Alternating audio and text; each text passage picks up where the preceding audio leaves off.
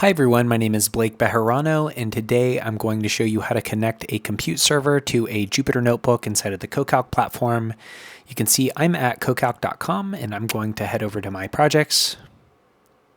Here I can select the project that I'd like to work inside of or create a new one. I'm going to go ahead and click on my first project. And here is my shared file system. I've already created a Jupyter Notebook called PyTorch Example Notebook, and I would like to connect my compute server that is running the PyTorch image. So right now this is running on CoCalc's home base. So this is using my standard CoCalc license. And what I would like to do is run this on a much more powerful compute server with the PyTorch image already installed. So here I've already created that compute server, and I have several other videos on exactly how to do that. But I'm going to select the image from the drop-down menu here. So this is the compute server, and now you can see that it is running on this server from this colored bar up above.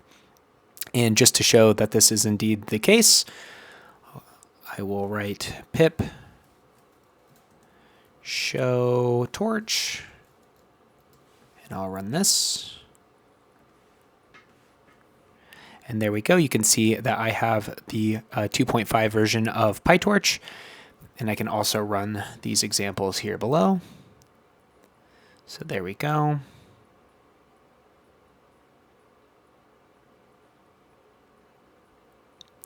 Great.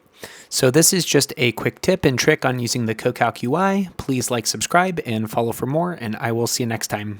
Thanks again.